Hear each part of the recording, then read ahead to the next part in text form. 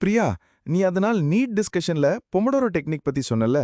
என் அண்ணன் பையன் அதை ட்ரை பண்ணி பார்த்திருக்கான். நல்லா இருக்குன்னு சொன்னான். அது எப்படி இவ்வளவு எஃபெக்டிவா இருக்கு? படிப்புக்கு அது எப்படி அவ்வளவு நல்லா உதவும்? ஓ, அவன் ட்ரை பண்ணி பார்த்தானா? சந்தோஷம் அரவிந்த்.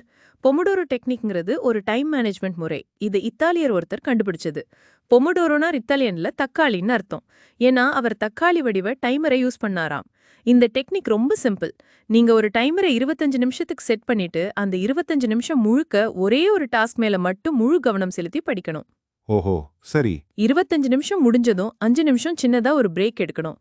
இது ஒரு பொமடோரோ சைக்கிள்.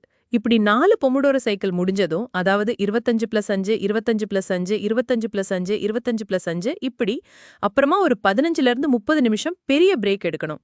இப்போ இது எப்படி படிப்புக்கு உதவுதுன்னு பாப்போம். பொதுவாக நம்ம மனசு ஒரே விஷயத்துல ரொம்ப நேரம் கவனம் செலுத்தாது.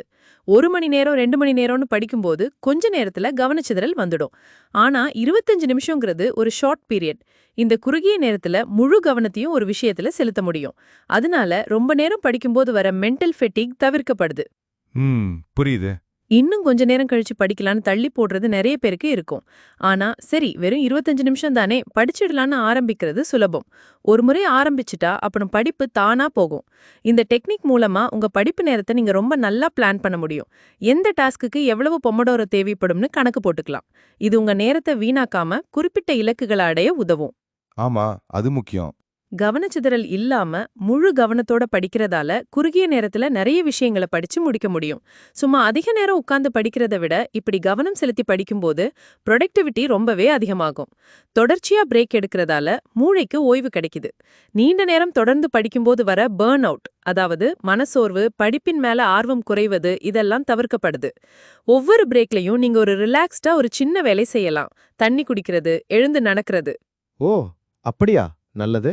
25 நிமிஷம் படிச்சுட்டு 5 நிமிஷம் பிரேக்ல நீங்க படிச்சத ஒரு குவிக் ரீகேப் பண்ணி பார்க்கலாம்.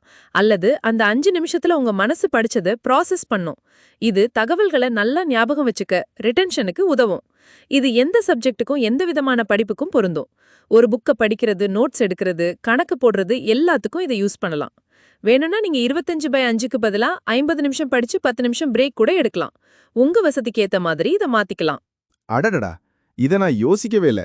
வெறும் டைமர் செட் பண்றது மட்டும் இல்லாம இவ்வளவு பெனிஃபிட்ஸ் இருக்கா? ஆமா அரவிந்த், இதுக்கு ஒரு டைமர் போதும்.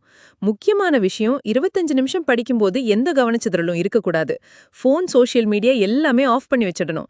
அதே மாதிரி 5 நிமிஷம் பிரேக்ல படிச்ச விஷயங்களை யோசிக்காம மனசை முழுசா ரிலாக்ஸ் பண்ணணும். சரி. அப்போ என் அண்ணன் பையனுக்கு இது ரொம்ப யூஸ்ஃபுல்லா இருந்திருக்கும். ஏன்னா அவனுக்கு கவன சிதறுதுன்னு அடிக்கடி சொல்லுவான்.